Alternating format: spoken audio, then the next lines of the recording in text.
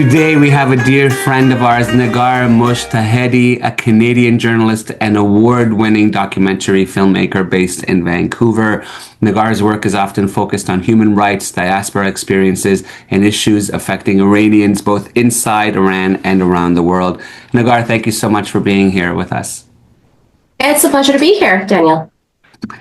I want to get right into it because I think everybody who's listening probably has burning questions for you, and it's so difficult to know what's going on. You are the host of Eye for Iran. It is a podcast as part of the Iran International Network. Correct. Yes. So obviously, through serving as the host for Eye for Iran, I can imagine you speak to a variety of people. What are you hearing right now on the ground about the protests, the demonstrations, and the killing of civilians in Iran? What stories aren't getting enough attention right now? I think all of it, because unfortunately, when I talk to my non-Iranian friends, they're not aware of what's happening. It's quite sad. And I will tell them, are you not seeing the images of the dead body bags? Are you not seeing, the images of young protesters still with their catheters in their place who were shot and executed right straight from the hospital and sent to essentially a dumpster morgue, right? Where people would have a difficult time identifying their family members with thousands of, stacks of dead bodies on top of each other. And some of my friends are like, no, I'm not seeing it. And I wonder if it has something to do with our algorithm, right? If potentially whatever you're searching, it just feeds you what that is. Because I'm being obviously engulfed in it, but other people are not. And she told me that she's still seeing things from Gaza, actually, which is quite surprising, but not from what is happening inside Iran. So essentially what is happening right now, it's ebbs and flows, right? Like we had major revolutionary movement. I won't call it a revolution per se, because the technical definition of a revolution means that you've successfully overthrown the leader. Unfortunately, that hasn't happened in this case. That being said, the regime has collapsed, in my view, right? They're still holding on to power through violence, which is their only tool left in their toolbox, but they have collapsed, but they're still in power, if that makes sense. And we saw this insanely violent crackdown. A lot of people who I've spoken to who are genocide experts and things are calling this, like Dr. Paya Mahavan, a former UN prosecutor who was in Srebrenica, in Rwanda, Rohingya, and he calls this an extermination. And it's going to get much, much worse. The numbers are probably much higher than what we already know. Here at Iran International, we were able to verify at least 36,000 people were killed from January 8th to 9th. But that number is probably much, much, much higher. The regime itself is admitting to a few thousand. And if they do, you can multiply that by 10. Yes. The problem with the regime is, so they're not denying that this massacre happened, but they're denying who the culprit is. And the theory that they've put out there that unfortunately a lot of people are buying, not in my community, but outside of the Iranian community, especially in Western media and the left-wing so-called progressive strand, is that it's foreign agents, specifically the Mossad and the United States. And why is that? Why are people buying this? Because unfortunately, people who are part of this progressive movement have this insane hatred for Israel. And so anything that fits in with their narrative of what Israel is, they will buy it. No, this was a homegrown organic movement by the people of Iran after 47 years of repression, violence, bad economy, no environment, right? They're having an environmental, the air that they breathe some days, it's so bad that they're not even allowed to walk outside, right? And they close schools down and things like that. They don't have access to water all the time. There's water shortages. So, there's a lot of problems. There's a lot of problems in Iran, and it's 47 years of frustration that just built up and led to what you saw. And it hasn't finished. It hasn't finished yet. And I don't believe that the people of Iran are going to go back to living a so-called normal life. You can't after this. People can smell death when they're inside Iran. I have to ask you, and there's so much there actually that warrants follow-up questions. I guess the first would be, you mentioned Iran International is able to verify 36,000 deaths, and I'm so sorry to hear this news. Mind you, as you said, the number is probably significantly higher, and I've seen reports of it saying upwards to 90,000. Yeah, and you know what? There's still there's going to be. I spoke to some doctors recently who are in touch with physicians inside Iran, and you know that they're abducting, kidnapping, arresting, killing doctors for treating protesters. Yes, they're not allowed to treat protesters at all anymore. So you're going to have an epidemic, these doctors said, of Iranians dying from very preventable ailments like untreated wounds, infections, etc. So we're going to have tens of thousands more die from that alone. How is Iran International able to verify this? And Iran International is a very credible institution. And whereas if I Google right now, death toll Iran conflict, and I'm here in Toronto, it is giving me zero, and I'm saying zero Canadian media sources that are corroborating this, right? If I literally type it in now, some of the stuff that I see is from maybe a couple of weeks ago from the Guardian, that's from January 27th, and that says perhaps 30,000 dead. How is there this incredible lapse coming from the mainstream media when Iran International can verify that at least 36,000 have been killed? A lot to do with the people that I work with used to be reporters inside Iran, right? And so they still have connections within that regime circle that they're able to access information. Maybe people in those Western media folks, I would say, maybe don't have that access that we have at Iran International. So that's one thing. Language, looking at documents, et cetera, et cetera. But that being said, they can always quote us, right? And say, according to Iran International, there are, but we haven't seen that, unfortunately. And a lot of the numbers that they have are from a few weeks ago. And also you have to take into consideration how they count the number of dead. So for example, there are a number of dead who have been identified by their families. So these dead bodies have names to them, right?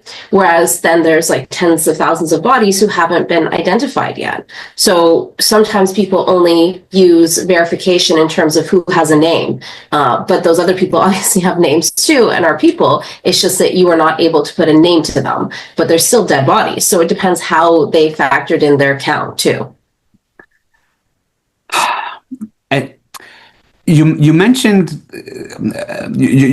that there's conspiracy theories, let's call them, and we've seen them amongst the most anti-Semitic individuals and content creators and whatnot on social media as well, that blame the US and Mossad, and they blame the US and Mossad for absolutely anything. Inside Iran, though, when they are so cognizant of how careful Israel was to launch another war during the conflict last year, and Israel made sure, to ensure that no civilians were harmed, during any of the during any of the interactions, let's say, that it had with Iran militarily last year. How then would there be any Iranian who would believe this propaganda that Israel now all of a sudden is inside Iran, with the United States murdering civilians? They don't. Again, this is the whole kind of progressive, but not just progressive. What I'm finding is that it's the alt-left and the alt-right. Yes. I mean, don't forget the Tucker Carlsons and your MAGAs and, is Megyn Kelly part of it? Yeah. Right? They're all part of it. So, on the day that the massive protest movement was happening inside Iran on the January 8th, the whole day, Iranian state TV was playing Tucker Carlson's show. I know. So what does that tell you, right? And then he was in the White House the next day. Right? So, and he has access, and you have people like J.D. Vance within Trump's administration. So there's a lot of folks within Trump's administration that one must be very careful of, right? In terms of their ideology and their beliefs. But people inside Iran don't buy that. I mean, we even had the former president of Iran, Ahmadinejad, who was part of that, who, instigated a huge crackdown in 2009 when there was a contested election where Iranians say he stole the vote, which is, in my opinion, true. He admitted that in in 2009, during that movement, he would bring his own people, dress them up in plain clothes to try and sow some sort of doubt with people, like, oh, who are these people? They're not dressed in official, uniforms and whatnot. And so he would have his own people burn mosques and burn banks, and he admitted this. Even recently, there are some people within the so-called reformist camp in Iran that are like, no, this is Khamenei, like he did this. He's the one who caused all of this. So a lot of eyewitnesses that I spoke to were telling me that, there was people, men dressed up in black chadors, right? Dressed as women, essentially shooting and killing people again. And he realized, he's like, okay, obviously they're trying to plant a seed in your brain. So even if you don't think it's Israel, you'll be like, oh, that's weird. Like, who is that? Is that the regime? So they're just trying to create questions amongst people, and that's how you plant the seed, right? And this is what we saw when they started with this Israel theory, is that it started with some influencers, again, in the alt-right and the alt-left, like, what's his name? Nick Fuentes or something, who's anti-Hispanic, even though his name is Fuentes. So obviously he's Hispanic too. That's the part I don't get. Like, anyways, reminds me of kind of like an Adolf, the concept of Adolf Hitler talking about how blonde, blue eyes are superior. And I'm like, but you're not blonde and blue eyed. Why would people listen to you? Just saying. Anyways. Yeah, don't get me started on Fuentes. I'm not going to get started we'll on that. Have another conversation about it. Makes no sense. But yes, anyway. I agree with you. For many reasons, but let alone that obvious one. He's not credible. That's for damn sure. And yeah, that's for sure. He's lived in his mother's basement, I'm sure, his whole life. That's right? No. I completely agree with you. So, they start off with planting a seed. I noticed on social media where it's like, oh, who are these people? Who are these people shooting who are, in regular plain clothes? And then it went to the Iranian officials saying, foreign agents. And then it went back to then state TV kind of disseminating this across a bigger platform, alleging the Mossad and the CIA. Then it went to kind of like ideological figures like this Marandi, who works as a professor or something, who's always on Piers Morgan, who, and I say this quote unquote, validates this theory, right? Like, he brings in concepts that make sense to people, like, for example, anti-imperialism. Well, they're just being, this goes back to anti-imperialism, and he brings up the 1953 coup where the CIA admitted that they were part of it. Do you know what I mean? So they use theories that to, and I say this in quotes, to make it make sense, if you will, right? And then we go back to the next stage, which goes back to the influencers again, where now they just put out, okay, well, it's the Mossad, we can confirm now, and then they just disseminate this to, the Candace Owens and the Nick Fuenteses or whatever. Oh, and another one is Max Blumenthal from the Gray Zone. He's also a big culprit. And they send it out to 50, 60 million followers that they have, and people start taking it as fact. Listen, that makes so much sense, because we see that time and time again, especially from the lens of anti-Semitism, right? You can have a single person like a Nick Fuentes talk about that he'll say, for example, like, Jews have been kicked out of 109 countries, and now that is a frequent comment that you see from bots and from anti-Semitic haters and anti-Israel haters, and then it does always come from that one source, whether it's Fuentes or Carlson or Candace Owens. They have essentially, even if their followers are real human beings, I would call them bots, because they don't think for themselves. They are programmed to do whatever their masters tell them. It's actually a very sad state of affairs. In my personal opinion, these people are very weak, and they need these conspiracy theories. They need the boogeyman to blame it on, and that's typically been the Jew. And now you're seeing the people of Iran, unfortunately, have to be victimized in the same way that those people have, and it delegitimizes the whole movement, right? Like, it just takes away from it, and people don't care then to post stories or. Yeah, they really don't care, unfortunately, at the end of the day. But the one thing that's really important to note in all of this is that it's coordinated, it's orchestrated. It's not just people one day posting the hashtag, on our side, Free Iran. Like, this is coordinated from the very top of a regime that has a lot of money to spend on these types of things, unfortunately. You've said you've spoken with a few eyewitnesses, and I'm curious over the last few weeks, and as this has been happening, who are some of the main people that you've been speaking with about these events and about what's taking place? And I'm curious, Yeah. especially, are there and I would assume are there very consistent narratives that you're hearing, or are you hearing kind of like a variety of things? It's the same story. Killing, killing, killing, killing, killing. We've been speaking to eyewitnesses who recently left Iran, for example, who were part of the protest movement, who left, who were there for January 8th and 9th and who were able to leave thereafter. We're talking to people through, especially during the blackout, through those folks who had Starlink and VPNs and things like that.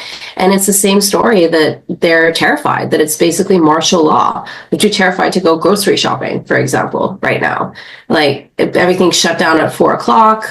There's plainclothes officers, IRGC officials, security officials, and a lot of, they said they hear a lot of people speaking Arabic because they brought in a lot of their proxy forces like Hashd al-Shabi and things like that to patrol and to kill as well. We've been seeing videos of snipers on the top of hospitals and buildings, like directly shooting at people. I saw a video of somebody killing a bystander with an axe. Like, it's just absolutely, it's horrific. It's like ISIS in broad daylight. We've never seen anything like this in the history of Iran, actually. I've heard so much of what you're saying as well, and it just breaks my heart to hear that, and that this is happening in broad daylight. Thank you. The people of Iran are pleading for help. Yeah, and I wanted to add, like, so many kids have been killed, and not one post from UNICEF. And like, these are verified. Like, we have their pictures, their names, everything. Nothing. It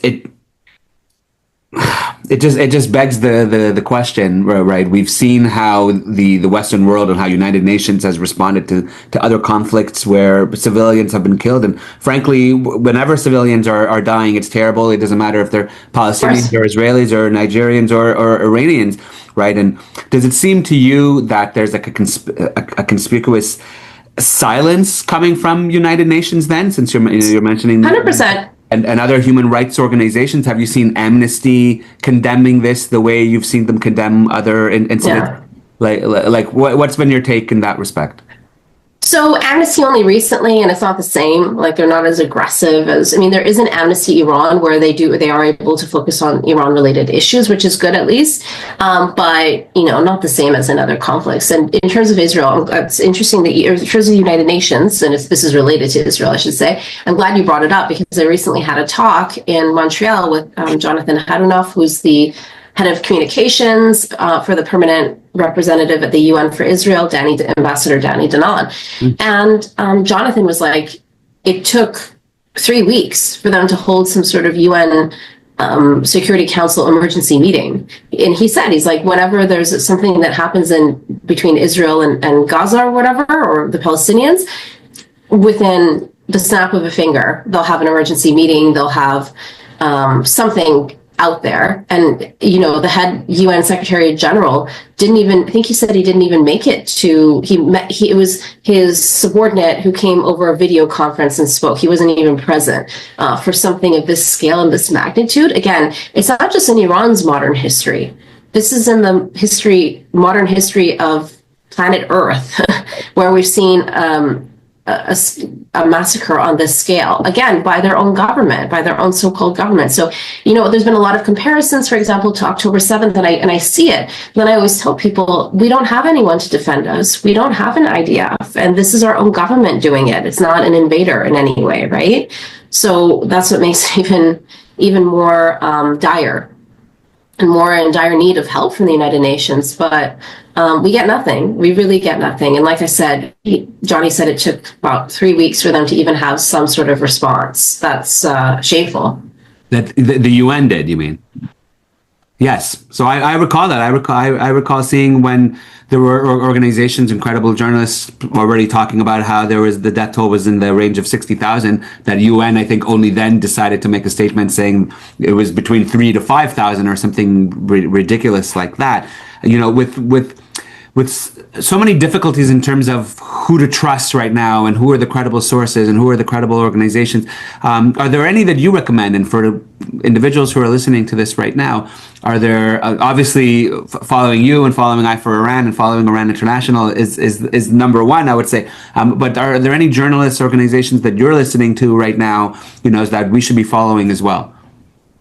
Somebody that I follow online, he's an independent journalist who's actually now, I noticed, been receiving death threats from the Iranian officials, like officially. His name is Vahid Online, Vahid Online, and he's very good. He's getting a lot of stuff, videos and things like that straight from Iran. So he's someone that I trust and that I follow. And unfortunately, like I said, he's been getting official death threats right now on social media, and they should take his death very seriously. We just had I don't want to speculate, but we did have a murder in Vancouver, or it's a suspected homicide. Homicide investigators are looking into the mysterious and suspicious disappearance of an Iranian-Canadian dissident. So, I mean, it could be anything, but the fact that he had received death threats and was exposing the IRGC and whatnot is obviously very concerning. So we'll see what comes out from that, but you never know. That's a very scary thought. Like that can happen on Canadians. So that's why, I hope that people, Vahid in this case, that the FBI takes his threats seriously. Yes, absolutely. And, someone like Masih Alinejad is someone that I would follow too. She has direct access. People love her inside Iran and send her messages and things like that. So that's also somebody as well. And obviously right now, the Crown Prince as well. He's been representing a lot of messages and things like that from people within Iran who are contacting him. So he's another person to definitely follow as well. Thank you. Those are wonderful suggestions. And the Crown Prince has even been promoting a rally that's taking place in Toronto this weekend. It's a global day of action. So Toronto, LA, and Munich. And they chose those three locations because LA obviously has a huge Iranian population, so does Toronto. Absolutely. And Munich is where the security conference is happening, where the Crown Prince will be attending that. And I mean, I'm happy to say that they kicked out the Iranian regime officials this year, which is good. Yeah, I was happy to see that as well. And I'm curious, Negar, for any of our listeners, and especially for listeners in the Jewish community who are looking to show solidarity with the Iranian people, what practical steps can they take to show their support? Obviously attending these rallies and demonstrations, right? Is there anything else that you would recommend? Is there anything you'd recommend they should be cautious about? What are your thoughts? Amazing. Yeah, and we really appreciate it when we see the Israeli flags and we see the Jewish community attending. It means a lot. It means a lot to the people inside Iran, right? The bigger, the better. When they see those, it gives them energy and it gives them hope for a brighter future, and that they know that people haven't forgotten them after, this massacre. Another thing is to just keep sharing our stories and telling people, tell people at work, tell people at your child's daycare, or, if you're at an event for your kid or something, like just don't stop talking about it, right? I think that's the important thing, is we need to keep talking about it so that people from outside of both our communities know what's happening. And like I said, it's a very difficult time for us. It's very depressing. Hug your Iranian friend, check in, see how they're doing, because everybody knows somebody. I had a friend who had 3 childhood friends who were killed. I had another friend whose cousin was killed. I had another friend whose brother is still in jail. It's just horrific. Like, I heard from a friend in Iran who buried her father a few weeks ago before any of this happened. And she was like, Negar, if he had died after this movement, there would have been no land plot to bury him. That's how bad it is. That's how bad it is. And we're not even scratching the surface. We're going to see, in the weeks and the months ahead of just really what happened here. And it's a lot worse than people think. I'm sorry. That's truly devastating. And I appreciate you mentioning how this is, how you have kind of compared this to October 7th. I think especially in the sense that the Jewish diaspora is very small. And when October 7th happened, there was literally 1 degree of separation separating 100%. us in the diaspora and Israelis. For example, my cousin was murdered at the Nova Festival, and he was a 10-year-old boy, right? And and through that, anybody who knew me, then there was only 2 degrees of separation. Yeah. And I'm so sorry. Thank you. And it strikes me that it's exactly the same within the Iranian community, right? That there's a single degree of separation, that this might be happening there, but the reason everyone around the world is protesting in the Iranian community, because they're all hearing from their same sources that somebody saw their brother on the screen in Vancouver, and somebody bystander videotaped her, and it was very sad. She saw suddenly her brother's photo on the screen. She didn't know he was dead. Oh my God. Yeah, and she found out by seeing it on the screen. I know, it's horrific. I forgot to mention a family friend of mine, two of her family members were killed. One of them was a shopkeeper who allowed the protesters to come hide, so then they killed him. It's something else. Like but you're right. Like I remember when I was in Israel and I was in the cab driver was telling me about everyone he knew who was killed. Like literally everyone I talked to in Israel, like knew someone. And then by extension, the diaspora, of course, right? Yeah. Like you said. Yeah. Yeah, that's definitely that's definitely, and Israel obviously is considerably smaller, right? The population, yeah. So that makes it even more so. Yeah. My final question, I guess, for you would be this: what's your, and I don't even know if this is the right question to ask, but what's your expectation now moving forward? What's being shared right now amongst Iranians in the diaspora and at home? You were saying people are scared to leave their homes, right? Mm-hmm. It doesn't seem like there's an end in sight here. What are you hearing in that regard? I think this is the end of the regime for sure, but I just think that it's a matter of how many more people are they going to kill on their way out. And I just hope that all Western governments, especially the United States, I mean, these negotiations should not be happening. They should not be happening, especially after Donald Trump said, help is on the way. Keep going. If you shoot, we'll shoot back. Like, does he not understand that these Iranian leaders, or so-called whatever Islamic Republic leaders, don't want to call them Iranian, are going to take him for a fool if he doesn't do something? Like, that's the language of the Middle East. You can't say you're going to do something and then not do it. They're going to take him for a fool, and then they're going to jeopardize U.S. national security, right? And the whole policy of deterrence. So the fact that it's taken this long is very concerning. Even if he does end up doing something, it shouldn't have taken this long. The fact that there are negotiations happening should not be happening. There's a young man from Bushehr. I can send you the clip. It's very sad. He posted in English on social media, because like most Iranians do speak English inside Iran, very educated people. Yeah. And he posted about the issue, about the negotiations, and that he shouldn't be doing this, and how they've lost hope. And you said you would come help us, and then he committed suicide right after posting that video. Yeah, he killed himself. He literally killed himself. It's devastating. And I hope that Western governments start to recognize the Crown Prince as a transitional leader, because he's not saying that he wants to become king. He's like, I'll just be a transitional leader, and we can hold a referendum and people can decide what their future is. And I hope that they start to recognize him as a transitional leader, and we can start to plan and move forward for a better Iran. Because if they make a deal, they're going to go down in history, right? They're going to go down in history. Negar, thank you so much for sharing this with us. This has been so eye-opening, and I think people have so many burning questions about this, and especially I think in the States, I'm sure the Iranian community is so confused, yeah. Following what you just shared, so I think there really needs to be more understanding, more awareness of these issues. So I really appreciate you coming on and sharing with us, and we are simply... Thank you for caring and for wanting to share. It means a lot. Of course, right? We are simply praying, for your people, and truly offer our solidarity and stand with you, and think about this constantly. And I've met so many Iranians over the last couple of weeks. Wherever I go, it's hilarious because in Toronto, it's a very Iranian community. There was literally a day, one day where I hop in an Uber, it's an Iranian driver, I tell him how I'm from Israel, he's like, oh, I love Israel, we're best friends.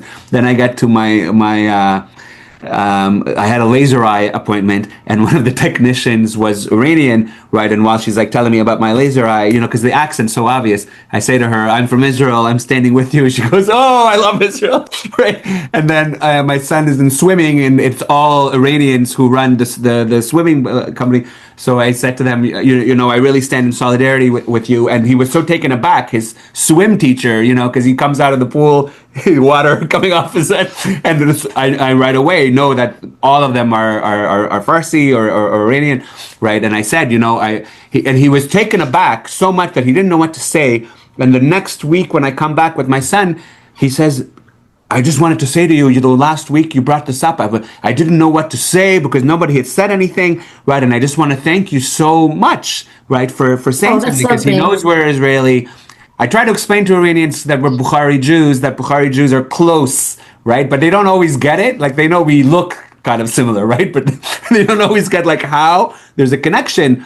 But like my DNA literally says Levant, Israel, and Persia, right? Like the DNA speaks to the relationship that the Jews and Persians have had for thousands of years, right? Samarkand and Bukhara, that was the heartland for the ancient Persia. Right, and it's in it's in our stories. It's in the Tanakh. It's around the holiday of Purim. So there.